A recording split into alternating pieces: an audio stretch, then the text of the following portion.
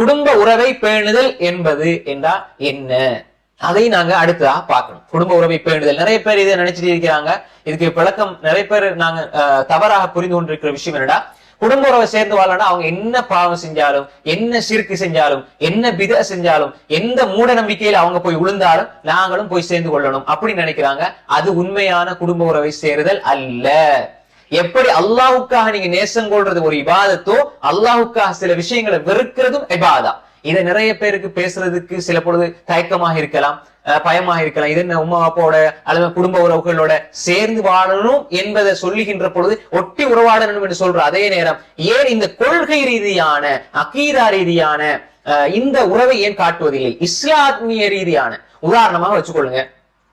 நீங்க உங்களோட சகோதரியுடைய வீட்டுக்கு நீங்க போறீங்கன்னா அங்க ஒரு திருமணம் நடக்குதுன்னா அங்க வந்து அனாச்சாரம் நடக்குது, விதத்து நடக்குது, மூட நம்பிக்கை நடக்குது, ஆண் பெண் கலவன் நடக்குது, அங்க சினிமா பாடல் இசை ஒலிக்கப்படுது, அங்க வரதட்சணை எடுக்கப்படுது, அதே மாதிரி ஆடம்பரமான உணவுகள் கொட்டப்படுது, வீண்விரயம் செய்யப்படுது, அதே மாதிரி வந்து நிறைய ஆண் பெண் கலவன், இப்படி நிறைய அனாச்சாரம், நிறைய பாவம். அங்க ஒரு சுண்ணத்துக்காக வேண்டிய ஒரு உணவை சாப்பிடுறதுக்காக, ஒரு குடும்ப உறவுக்கு சேர்ந்து வாழ்றதுக்காக நீங்க ஒரு திருமணத்துக்கு போறீங்க. ஆனா அங்க வந்து ஒரு 20 பாவமான காரியம் நடக்குதுன்னு சொன்னா நீங்க அந்த இடத்தை தவிர்த்து கொள்றதுதான் சிலத்துர் ரஹீம், குடும்ப உறவை சேர்ந்து வாழ்வது.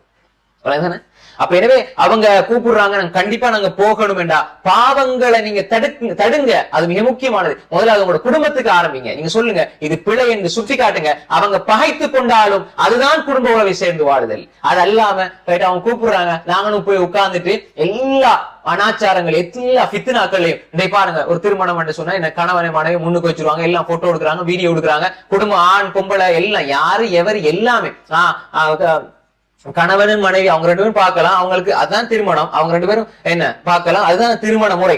என்ன அவங்க 2 பேரும் அறைக்குள்ள இருந்து அவங்க பார்க்கலாம், பேசலாம். இது முன்னால யாரோ சம்பந்தம் இல்லாத ஆட்கள் எல்லாம் வீடியோ எடுக்க, போட்டோ பிடிக்க, எல்லாரும் சுத்தி வர, ஒவ்வொரு குடும்பமா வந்து போட்டோ பிடிக்கிறத பத்தி நாங்க சொல்ல வரல. யாரு யாரோட சேர்ந்து இப்படி எல்லாம் அனாச்சாரங்கள் நடக்குது, அவுரத்துகள் வெளிப்படுத்தப்படுது, ஹராம் நடக்குது, ஆடம்பரமாக இருக்குது, வீண் விரைவு செய்யப்படுது. இப்ப வரணும், நீங்க கூப்பிட்டா நீங்க வந்தே ஆகலாம், நீங்க குடும்ப உறவை சேர்ந்து வாழல என்று சொன்னா இது மிக மோசமான ஒரு கருத்து.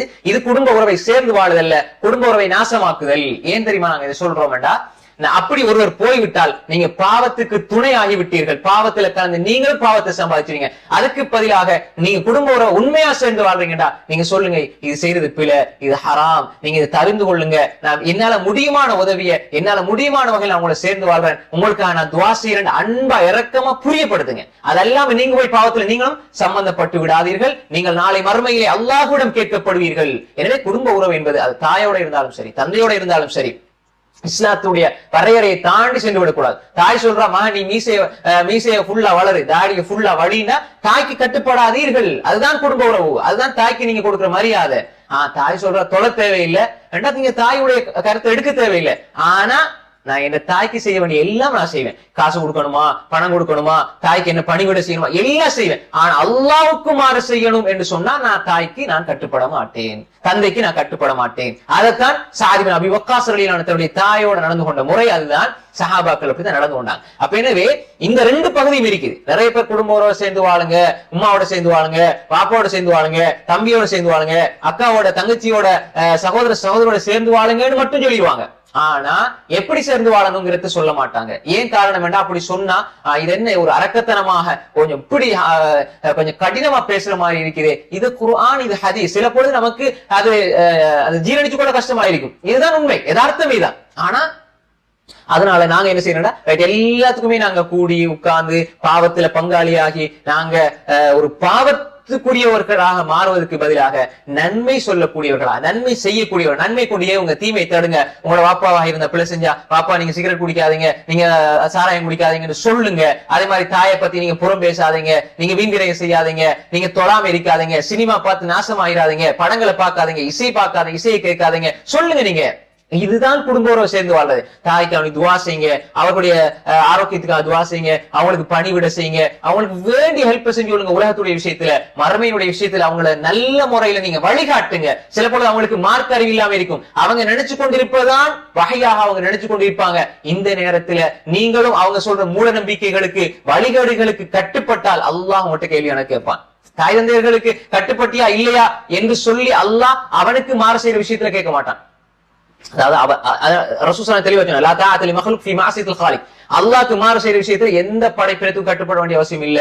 ரசூலா தெளிவா சொல்லிட்டாங்க. அப்ப எனவே குடும்ப உறவை சேர்ந்து வாழ்றது என்பது இந்த வகையில அவங்களுக்கு நன்மையை ஏவி தீமையை தடுத்து அவங்களுக்கு துவா செஞ்சு மறுமையினுடைய விஷயத்தில் அவங்கள நேர்வழி காட்டக்கூடியவர்களாக இருக்கிறதான் குடும்ப உறவை சேர்ந்து வாழ்றதை தவிர எல்லா மடத்தனத்திலையும் எல்லா ஆடம்பரத்திலையும் எல்லா வழிகட்டிலையும் ஒன்றாக சேர்றதல்ல. சில போல என்ன செய்வாங்க, ஒரு சில சகோதரர்கள் ஒன்றாக இருப்பாங்க, வீட்டுல ஒண்டா இருந்து பேசுவாங்க, மாமி வந்திருக்கிறாங்க சந்தோஷமா பேசிட்டு போவாங்க. ஆனா பின்னால உங்களுக்கு தெரியாமலே உங்களுக்கு எதிராக பேசி உங்களை பத்தி கெட்ட பேர்களை உருவாக்கக்கூடிய நிறைய பேர் இருப்பாங்க. அதே இது வாரது போறது தொடர்பு இல்லாம இருக்கக்கூடியவங்க என்ன செய்வாங்க, பின்னால இருந்து உங்களுக்கு துவா செய்வாங்க, உங்களை பத்தி நல்ல விதமா பேசுவாங்க, அப்படி எல்லாம் இருக்கும். அதனால வாரது போறது, அடிக்கடி வாரது போறது மட்டுமல்ல, அதுவும் மிக முக்கியமான ஒரு விஷயம். அடிக்கடி நாங்க போகணும், சந்திக்கணும், அது ஒரு அடிப்படையான அம்சம், அதுல மாற்றுக்கருத்தே கிடையாது. அதனால அதுதான் முன்னால வந்து பேசுறாங்க, பழகுறாங்க, இதனால மட்டும் குடும்ப உறவு சேர்ந்து வாழ்றது என்பது கிடையாது.